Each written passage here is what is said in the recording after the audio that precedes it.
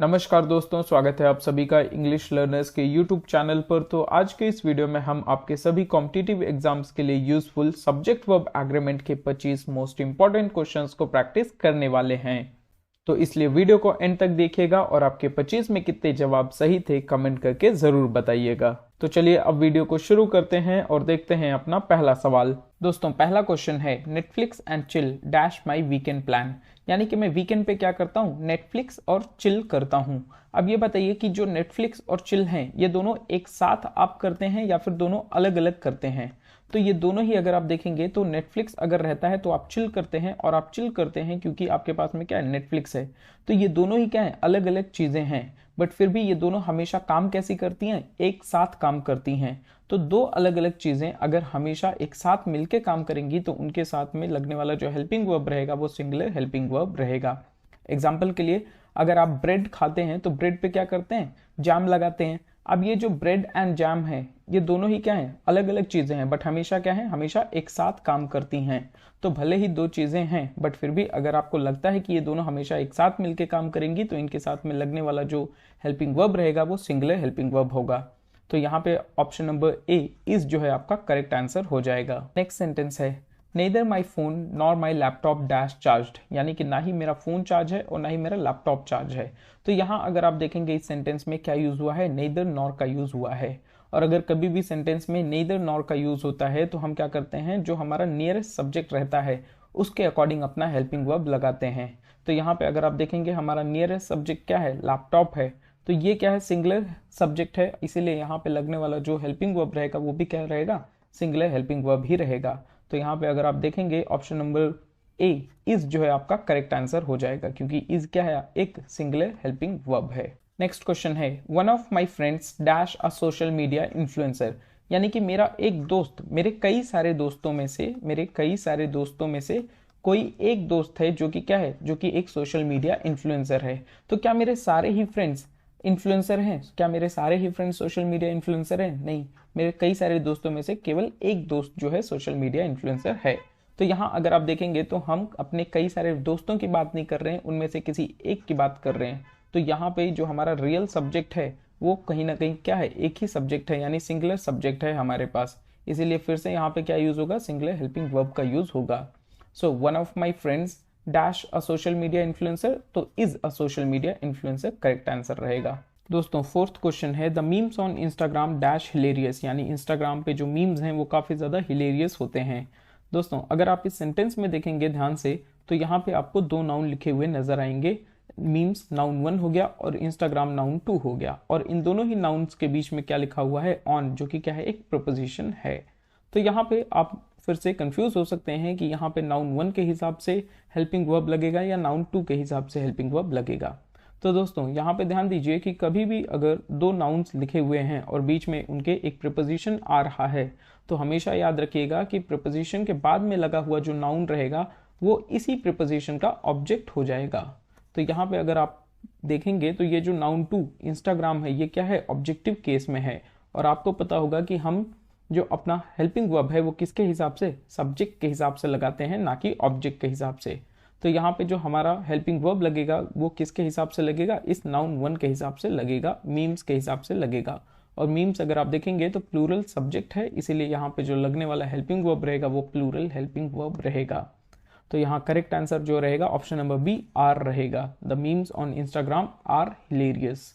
दोस्तों fifth question है the group of students dash planning a trip to Goa, यानी कि ये जो स्टूडेंट्स का ग्रुप है वो क्या कर रहा है, गोवा के लिए एक ट्रिप प्लान कर रहा है।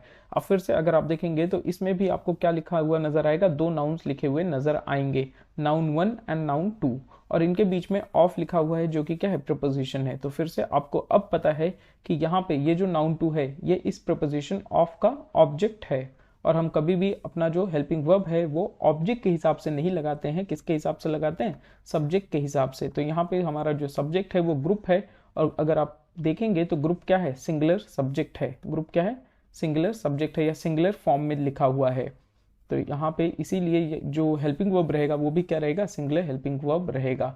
तो यहाँ जो करेक्ट आंसर होगा वो ऑप्शन नंबर ए इज रहेगा। दोस्तों 6th क्वेश्चन है, neither of the two contestants dash won the jackpot yet, यानी कि दोनों में से किसी भी कंटेस्टेंट ने क्या है जैकपॉट नहीं जीता है। तो किसने जैकपॉट जीता है? किसी ने भी नहीं जीता है। यहाँ पे अगर आप देखेंगे जो सब्जेक्ट है, सब्जेक्ट की संख्या कितनी होती हुई नजर आएगी? 0 होती हुई नजर आएगी।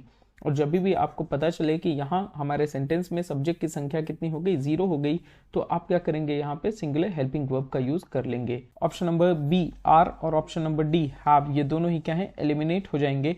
और अब आपको इज और हैज में से चूज करना है सही जवाब। तो यहाँ पे दोस्तों अगर आप देखें तो हमारा जो सेंटेंस है ये कैसा है? एक्टिव वॉइस में दिया हुआ है, और जो हमारा वर्ब है वो थर्ड फॉर्म है। तो यहाँ पे आपको पता होगा कि एक्टिव वॉइस में वर्ब का जब भी थर्ड फॉर्म आता है तो आप क्या करते हैं? हैज, हैव, हैड में से किसी एक का यूज करते हैं। तो यहाँ पे जो हमारा करेक्ट आंसर हो जाएगा ऑप्शन नंबर सी, हैज जो है आपका करेक्ट आंसर हो जाएगा। Neither of the two contestants has won the jackpot yet. दोस्तों 7th क्वेश्चन है, the audience at the concert dash enjoying the music. तो यहाँ अगर आप देखेंगे तो फिर से ऑडियंस क्या है? नाउन 1 हो गया, और कॉन्सर्ट क्या है? नाउन 2 हो गया, और बीच में एट लगा है जो कि क्या है? एक प्रीपोजिशन है। और अब आपको पता है नाउन 2 क्या है? आपका ऑब्जेक्ट है, और जो हमारा यहाँ पे हेल्पिंग वर्ब रहेगा वो नाउन 1 के हिसाब से लगेगा। पर फिर से एक डाउट आ जाता है कि जो ऑडियंस है ये क्या है? एक कलेक्टिव नाउन है। क्या है? कलेक्टिव नाउन है, और इस कलेक्टिव नाउन के साथ में सिंगुलर हेल्पिंग वर्ब का यूज करें या फिर प्लूरल हेल्पिंग वर्ब का यूज करें। तो यहाँ पे देखिए एक सिंपल सा कॉन्सेप्ट है कि अगर कभी भी आपको नजर आता है कि जो कलेक्टिव नाउन है वो कोई भी काम क्या है? यूनाइटेडली कर रहा है, एक साथ मिलके वो काम कर रहे हैं, तो फिर बाद में आप क्या करेंगे? सिंगुलर हेल्पिंग वर्ब का यूज करेंगे।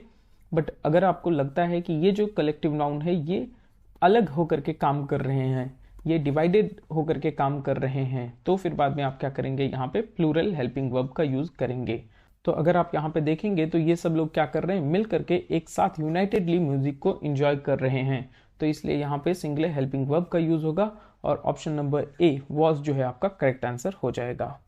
दोस्तों 8th क्वेश्चन है, अ number of students dash applying for government jobs these days, यानी कि आजकल क्या है? अ number of students government job के लिए अप्लाई कर रहे हैं।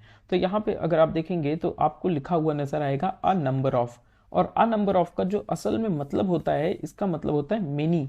क्या होता है? मेनी, यानी कि अ नंबर ऑफ स्टूडेंट्स का मतलब है मेनी स्टूडेंट्स, यानी कई सारे स्टूडेंट्स गवर्नमेंट जॉब्स के लिए अप्लाई कर रहे हैं। तो यहाँ पे अगर आप देखेंगे तो जो हमारा सब्जेक्ट है वो क्या हो गया? प्लूरल सब्जेक्ट हो गया, और प्लूरल सब्जेक्ट के साथ में आप क्या करेंगे? प्लूरल हेल्पिंग वर्ब का यूज करेंगे। तो यहाँ पे जो करेक्ट आंसर रहेगा चारों ऑप्शंस में से वो आर रहेगा, a number of students are applying for government jobs these days. But यहाँ पे दोस्तों और एक छोटी सी बात बता देता हूँ कि अगर आपको यहाँ पे आ की जगह पे क्या लिखा हुआ नजर आए? द लिखा हुआ नजर आए, तो अब आप यहाँ पे हमेशा क्या करेंगे? सिंगुलर हेल्पिंग वर्ब का यूज करेंगे। अ नंबर ऑफ स्टूडेंट्स अगर हो तो आप प्लूरल हेल्पिंग वर्ब का यूज करेंगे, और द नंबर ऑफ स्टूडेंट्स होगा तो आप सिंगुलर हेल्पिंग वर्ब का यूज करेंगे। दोस्तों 9th क्वेश्चन है, the police dash investigating the cyber crime case. तो यहाँ पे क्या है? पुलिस जो है क्या कर रही है? साइबर क्राइम केस को इन्वेस्टिगेट कर रही है। और अब आप में से कई सारे बच्चे हैं जो क्या करेंगे? कई सारे लोग हैं जो क्या करेंगे? ऑप्शन नंबर ए इज या वॉज को जो है अपना करेक्ट आंसर मार्क कर देंगे। बट ये दोनों ही आपके क्या हैं? गलत जवाब हैं। ऐसा इसलिए है क्योंकि हमने अपने रोजमर्रा की भाषा में पुलिस को क्या मान लिया है कि पुलिस क्या है? हमेशा सिंगुलर सब्जेक्ट है। कैसा है? सिंगुलर सब्जेक्ट है। बट असल में ये जो पुलिस है ये क्या है? प्लूरल सब्जेक्ट है। असल में अगर आप देखेंगे तो पुलिस क्या है? प्लूरल सब्जेक्ट है। प्लूरल सब्जेक्ट है। अच्छा मान लेते हैं अगर इसका सिंगुलर सब्जेक्ट लिखना हुआ तो आप कैसे बनेगा? इसका सिंगुलर सब्जेक्ट क्या होता है? पुलिस। अगर प्लूरल सब्जेक्ट है तो इसका सिंगुलर फॉर्म क्या होता है? तो इसका सिंगुलर फॉर्म बड़ा सिंपल सा है, पुलिस मैन या पुलिस वुमेन। क्या होता है? पुलिस मैन या पुलिस वुमेन। तो यहाँ पे ये जो पुलिस है आपसे आपको याद रखना है कि ये सिंगुलर सब्जेक्ट नहीं बल्कि क्या है? प्लूरल सब्जेक्ट है। तो इसीलिए यहाँ पे जो करेक्ट आंसर रहेगा वो ऑप्शन नंबर बी आर रहेगा, the police are investigating the cyber crime case. Next question है, the collection of rare sneakers dash in his cupboard, यानी कि ये जो रेयर स्नीकर्स हैं उनका कलेक्शन कहाँ पे है? उसके कबर्ड में मौजूद है। तो यहाँ पे अगर आप फिर से देखेंगे तो क्या है? यहाँ ऑफ जो कि दिया हुआ है, जो कि क्या है? एक प्रीपोजिशन है, और इसके आजू बाजू में क्या है? दो अलग अलग नाउन 1 और नाउन 2 दिए हुए हैं। अब आपको फिर से पता है कि हमें जो हेल्पिंग वर्ब लगाना है वो किसके हिसाब से? नाउन 1 के हिसाब से लगाना है। और नाउन 1 अगर आप देखेंगे तो कलेक्शन है जो कि क्या है? सिंगुलर फॉर्म में दिया हुआ है, और इसीलिए क्योंकि ये जो सब्जेक्ट है हमारा सिंगुलर फॉर्म में है, इसीलिए यहाँ पे क्या यूज होगा, सिंगुलर हेल्पिंग वर्ब का यूज होगा। तो यहाँ पे ऑप्शन नंबर ए इज जो है आपका करेक्ट आंसर हो जाएगा। The collection of red sneakers is in his cupboard. दोस्तों 11th क्वेश्चन है, each student in the class dash excited about the farewell party, यानी फेयरवेल पार्टी के लिए हर एक बच्चा, प्रत्येक स्टूडेंट जो है क्या है, एक्साइटेड था। अब यहाँ पे अगर आप फिर से देखेंगे तो सेंटेंस में क्या लिखा हुआ है, एवरी लिखा हुआ है। और कभी भी आपको अगर सेंटेंस में आपके एवरी लिखा हुआ नजर आएगा तो आपको याद रखना है कि आप एवरी के साथ में क्या करेंगे, सिंगुलर हेल्पिंग वर्ब का यूज करेंगे। और सिर्फ एवरी ही नहीं, ईच के साथ में भी यही होता है। अगर सेंटेंस में ईच लिखा हुआ नजर आता है तो हम फिर से क्या करते हैं, सिंगुलर हेल्पिंग वर्ब का यूज करते हैं। तो यहाँ पे हमारा जो करेक्ट आंसर रहेगा वो ऑप्शन नंबर ए इज रहेगा। 12th क्वेश्चन है, neither my best friend nor my parents dash happy about my career choice. अब यहाँ पे अगर आप फिर से देखेंगे तो आपको इस सेंटेंस में क्या लिखा हुआ नजर आएगा, नेदर नॉर लिखा हुआ नजर आएगा। और हमें पता है कि जब भी सेंटेंस में नेदर नॉर का यूज होता है तो हम अपने नियरेस्ट सब्जेक्ट के हिसाब से हेल्पिंग वर्ब लगाते हैं। और यहाँ पे जो नियरेस्ट सब्जेक्ट है वो कैसा है, प्लूरल सब्जेक्ट है, प्लूरल फॉर्म में दिया हुआ है। तो यहाँ पे हमें फिर से क्या चाहिए होगा, प्लूरल हेल्पिंग वर्ब चाहिए होगा। और यहाँ पे जो हमारा करेक्ट आंसर रहेगा वो ऑप्शन नंबर बी आर रहेगा। अच्छा, यहाँ पे अगर आप देखेंगे तो यहाँ सी, ऑप्शन नंबर सी वर्बी जो है आपका करेक्ट आंसर हो सकता है। कैसे, चलिए जरा देखते हैं। अगर हम यहाँ पे क्या करते हैं, आर लगाते हैं तो आर क्या करेगा, प्रेजेंट टेंस के बारे में बात करेगा कि अभी वो खुश नहीं है। और अगर आप यहाँ पे क्या करते हैं, वर लगाते हैं तो वर क्या करेगा, पास्ट टेंस के बारे में बात करेगा। तो आंसर्स जो है दोनों ही सही हो जाएंगे, बस टेंस का फर्क आएगा। 13th क्वेश्चन है, the news about the new iPhone dash all over internet. अब यहाँ पे फिर से बहुत इजी है। अगर आप देखेंगे तो अबाउट भी क्या है, एक प्रिपोजिशन होता है। और न्यूज क्या हो गया, न्यूज जो है आपका फिर से एक नाउन हो गया, नाउन 1। और न्यू आईफोन ये भी क्या हो गया, नाउन 2 हो गया। अब आपको पता है कि आप जो हेल्पिंग वर्ब लगाएंगे यहाँ पे वो किसके हिसाब से, नाउन 1 के हिसाब से लगाएंगे, न्यूज के हिसाब से लगाएंगे। और फिर से न्यूज को देख करके, न्यूज में इस यस को देख करके कंफ्यूज नहीं होना है कि ये तो कई सारे न्यूज हो गए। न्यूज में यस लगा हुआ होता है बट फिर भी ये कैसा रहता है, सिंगुलर नाउन होता है। ये फिर भी क्या होता है, सिंगुलर नाउन होता है। और इसीलिए यहाँ पे आप फिर से इस सिंगुलर नाउन के साथ में क्या करेंगे, सिंगुलर हेल्पिंग वर्ब का यूज करेंगे, जो कि हमारा क्या है, ऑप्शन नंबर ए इज है। So the news about the new iPhone is all over the internet, ये आपका करेक्ट आंसर है। 14th क्वेश्चन है, 10,000 rupees dash not enough for a shopping स्प्री these days. यहाँ पे 10,000 रुपए एक शॉपिंग स्प्री मतलब क्या है, एक कह सकते हैं शॉपिंग का जो दीवाना है उसके लिए क्या है, ये 10,000 रुपीज जो है एनफ नहीं है आजकल। अब यहाँ पे ये फिर से 10,000 रुपीज, इस रुपीज को प्लूरल फॉर्म में देख करके फिर से आप क्या कर सकते हैं, यहाँ पे प्लूरल हेल्पिंग वर्ब का यूज कर सकते हैं। बट ऐसा मत करिएगा क्योंकि ये क्या है, आपका गलत जवाब रहेगा। हमेशा याद रखिएगा कि अगर आपको कोई भी अमाउंट गिवन है, अमाउंट है, वेट है या फिर लेंथ सब गिवन है और ये क्या है, प्लूरल फॉर्म में है, क्या है, प्लूरल फॉर्म में है, फिर भी इनके साथ में क्या यूज होगा, सिंगुलर हेल्पिंग वर्ब का यूज होगा, सिंगुलर हेल्पिंग वर्ब का यूज होगा। एग्जाम्पल के लिए अगर मैं बोलता हूं 10 kilometres dash a long distance, तो यहाँ पे क्या है, 10 kilometres is a long distance आप मार्क करेंगे। इज क्या है, फिर से सिंगुलर हेल्पिंग वर्ब है। 15th क्वेश्चन है, everyone in the WhatsApp group dash seen the message except you, यानी कि तुम्हारे सिवाय इस व्हाट्सएप ग्रुप में सबने मैसेज को देख लिया है। तो यहाँ पे अगर आप देखेंगे तो हमारा जो सब्जेक्ट है वो क्या है, एवरीवन है। और यहाँ पे एक सिंपल सा आपको बहुत बेसिक सा कॉन्सेप्ट बता देता हूँ, और वो ये है कि अगर आपको कभी भी एवरी लिखा हुआ नजर आए, एनी लिखा हुआ नजर आए, या फिर कह सकते हैं सम लिखा हुआ नजर आए, और इनके साथ में कुछ सफिक्सेस लगे हुए हैं जैसे कि वन, बडी या थिंग, अगर ऐसा कुछ भी लिखा हुआ नजर आता है जैसे everyone, everybody, everything, anyone, anybody, anything, या फिर समवन, समबडी, समथिंग, अगर कुछ ऐसा आपको लिखा हुआ नजर आता है तो आप इनके साथ में हमेशा ही क्या करेंगे, हमेशा ही सिंगुलर हेल्पिंग वर्ब का यूज करेंगे। तो ये एक बेसिक सी चीज थी जो आपको समझ में आ गई होगी। तो यहाँ पे everyone in the WhatsApp group dash seen, seen क्या है आपका, फिर से अगर आप देखेंगे तो वर्ब का थर्ड फॉर्म में, और जो सेंटेंस है ये क्या है, एक्टिव वॉइस में है। और कभी भी हमारा एक्टिव वॉइस में जो वर्ब का थर्ड फॉर्म रहता है तो वर्ब के थर्ड फॉर्म के साथ में क्या लगता है, हैज या हैव लगता है। तो यहाँ पे हमें क्या चाहिए, सिंगुलर हेल्पिंग वर्ब चाहिए, और सिंगुलर हेल्पिंग वर्ब क्या है, हैज है। तो यहाँ पे जो करेक्ट आंसर रहेगा वो ऑप्शन नंबर बी, हैज रहेगा। 16th क्वेश्चन है mathematics dash not my favourite subject in school, यानी मैथमेटिक्स मेरा स्कूल में फेवरेट सब्जेक्ट नहीं है। तो यहाँ पे अगर आप फिर से देखेंगे तो मैथमेटिक्स के एंड में क्या लिखा हुआ है, यस लिखा हुआ है, और इसी यस को देख करके कई बच्चे अक्सर कंफ्यूज होते हैं और इसके साथ में क्या लगा देते हैं, प्लूरल हेल्पिंग वर्ब लगा देते हैं, क्योंकि वो मान लेते हैं कि ये मैथमेटिक्स क्या है, प्लूरल सब्जेक्ट है। पर ऐसा बिल्कुल भी नहीं है। मैथमेटिक्स या इसी के जैसे और भी कई सारे सब्जेक्ट्स के नाम हैं, जैसे फिजिक्स हो गया, एथिक्स हो गया, इन सब के साथ में भी क्या होता है, इन सब के एंड में भी यस लगता है, बट फिर भी ये क्या होते हैं, सिंगुलर सब्जेक्ट होते हैं, सिंगुलर सब्जेक्ट होते हैं, और इसीलिए इनके साथ में क्या लगना चाहिए, सिंगुलर हेल्पिंग वर्ब लगना चाहिए। तो यहाँ पे अगर आप देखेंगे मैथमेटिक्स के साथ में कौन सा सिंगुलर हेल्पिंग वर्ब होगा, ऑप्शन नंबर बी इज होगा। Mathematics is not my favourite subject in school. 17th question है the committee dash still deciding on the final winner, यानी कि जो कमिटी है वो अभी भी क्या कर रही है, फाइनल विनर को डिसाइड कर रही है। यानी डिसाइड कर चुकी है, नहीं, अभी डिसाइड कर रही है। कर क्यों नहीं पाई है, हो सकता है इस कमिटी के बीच में कुछ क्या रहा हो, मतभेद रहा हो, कुछ हो सकता है डिफरेंसेस रहे हों, ठीक है, किसी का कुछ ओपिनियन है, किसी का कुछ ओपिनियन है, ठीक है, इनके विचारों में क्या है, डिफरेंसेस हो सकते हैं, इसीलिए कमिटी अभी भी फाइनल विनर को डिसाइड नहीं कर पाई है और फाइनल विनर को क्या कर रही है, डिसाइड कर रही है। तो यहाँ पे आपको ये समझ में आ गया कि ये जो कमिटी है ये क्या है, आपका प्लूरल या फिर कह सकते हैं क्या है, एक कलेक्टिव नाउन है। क्या है, कलेक्टिव नाउन है।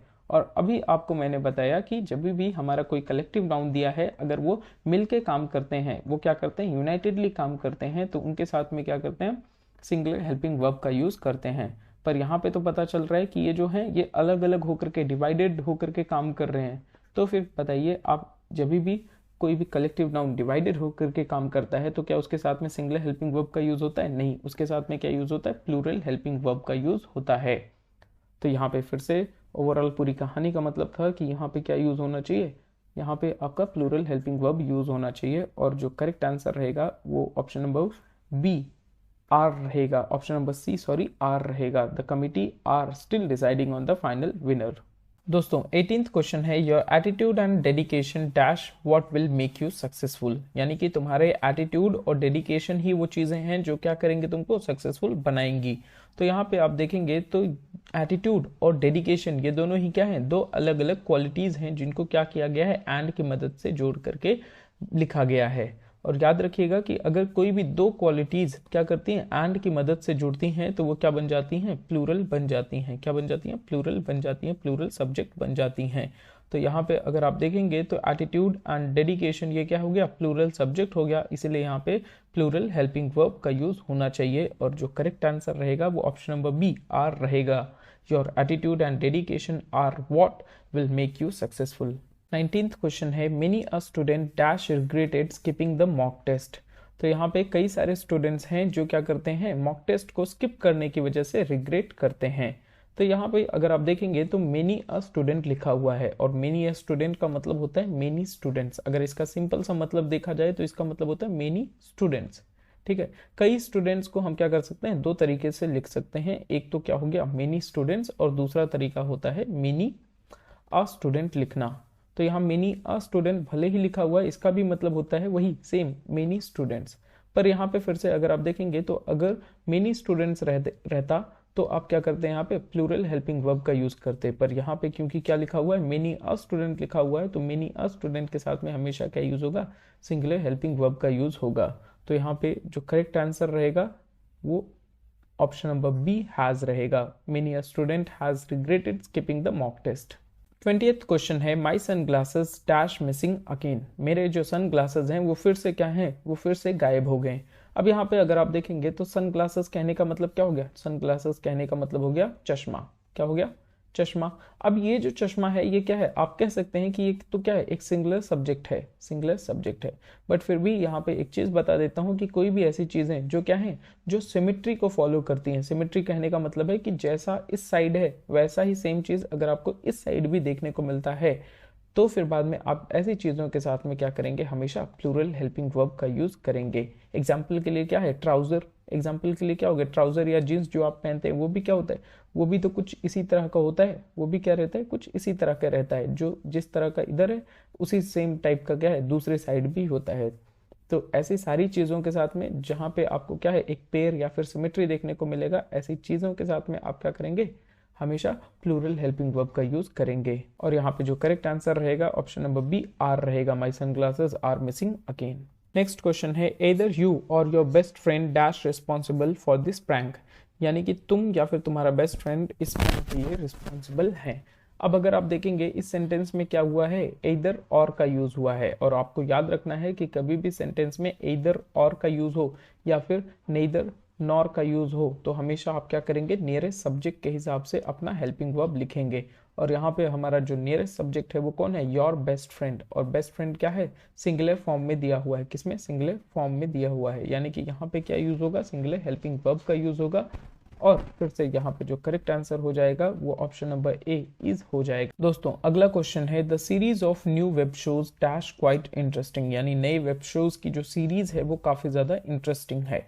अब अगर आप फिर से देखेंगे तो सिंपल सा आपको ऑफ लिखा हुआ नजर आएगा, जो कि क्या है, प्रीपोजिशन है। इस प्रीपोजिशन के दूसरे साइड में क्या लिखा हुआ है, शोज, वेब शोज लिखा हुआ है, जो कि हमारा नाउन 2 है, और इसके आगे सीरीज लिखा हुआ है जो कि हमारा नाउन 1 है। और आपको पता है कि यहाँ पे अब जो हेल्पिंग वर्ब लगेगा वो नाउन 1 के हिसाब से लगेगा। पर दोस्तों फिर से यहाँ पे इस सीरीज में यस को देख करके ये आप मत समझिएगा या फिर इस गलतफहमी में मत आइएगा कि ये एक प्लूरल सब्जेक्ट है, इसके साथ में प्लूरल हेल्पिंग वर्ब लगा दे। नहीं, सीरीज भी क्या है, एक सिंगुलर सब्जेक्ट है, एक सिंगुलर सब्जेक्ट है, इसीलिए यहाँ पे इसके साथ में सिंगुलर हेल्पिंग वर्ब लगेगा। और यहाँ जो करेक्ट आंसर रहेगा ऑप्शन नंबर ए इज रहेगा। दोस्तों 23rd क्वेश्चन है the majority of students dash against the surprise test, यानी कि जो मेजॉरिटी ऑफ स्टूडेंट्स हैं वो क्या है, सरप्राइज टेस्ट के खिलाफ है। अब अगर आपने पॉलिटी पढ़ रखी है तो आपको पता होगा मेजॉरिटी का मतलब क्या होता है, मोर देन 50%। क्या होता है, मोर देन 50% होता है, यानी कि अगर 10 बच्चे हैं तो 10 में से कितने, 5 बच्चे हैं जो कि क्या है, 5 या 5 से अधिक बच्चे हैं जो कि क्या है, इस सरप्राइज टेस्ट के खिलाफ हैं। तो यहाँ पे अगर आप देखेंगे जो हमारा रियल सब्जेक्ट है वो क्या बन जा रहा है, वो प्लूरल सब्जेक्ट बन जा रहा है। क्या बन जा रहा है, प्लूरल सब्जेक्ट बन जा रहा है। और क्योंकि अब हमारा जो रियल सब्जेक्ट है वो प्लूरल सब्जेक्ट बन जा रहा है तो अब आप फिर से क्या करेंगे, यहाँ पे प्लूरल हेल्पिंग वर्ब का यूज करेंगे। और यहाँ पे जो करेक्ट आंसर रहेगा वो आर रहेगा, the majority of students are against the surprise test. 24th question है the headphones I ordered online dash finally arrived, यानी वो हेडफोन्स जिनको मैंने क्या है ऑनलाइन ऑर्डर किया था वो फाइनली आ चुके हैं। अब यहाँ पे अगर आप देखेंगे तो हमारा जो सब्जेक्ट है वो क्या है, हेडफोन्स है, और ये जो हेडफोन्स है ये कैसा दिया हुआ है, प्लूरल फॉर्म में दिया हुआ है। और क्योंकि ये प्लूरल फॉर्म में दिया हुआ है तो इसीलिए यहाँ पे क्या लगेगा, प्लूरल हेल्पिंग वर्ब भी लगेगा। और यहाँ पे जो ऑप्शन नंबर बी हैव है ये आपका करेक्ट आंसर हो जाएगा, the headphones I ordered online have finally arrived. Friends हमारा लास्ट क्वेश्चन है either the teacher or the students dash going to participate in the event। फिर से क्या हुआ है, either और का यूज हुआ है, और either और के यूज में हमें पता है कि हम क्या करते हैं, जो हमारा नियरेस्ट सब्जेक्ट होता है उसके हिसाब से क्या करते हैं, अपना हेल्पिंग वर्ब लगाते हैं। तो यहाँ पे स्टूडेंट्स दिया हुआ है आपका नियरेस्ट सब्जेक्ट जो कि क्या है, प्लूरल फॉर्म में है, इसीलिए फिर से प्लूरल हेल्पिंग वर्ब चाहिए होगा। तो इसलिए यहाँ पे जो करेक्ट आंसर रहेगा वो ऑप्शन नंबर बी आर रहेगा। तो फाइनली दोस्तों वीडियो को एंड तक देखने के लिए आपका काफी ज्यादा थैंक यू, और आपके 25 में कितने जवाब सही थे कमेंट करके जरूर बताइएगा। और सब्जेक्ट वर्ब एग्रीमेंट के और भी क्वेश्चंस को प्रैक्टिस करने के लिए आप राइट में दिए गए इस प्लेलिस्ट को देख सकते हैं।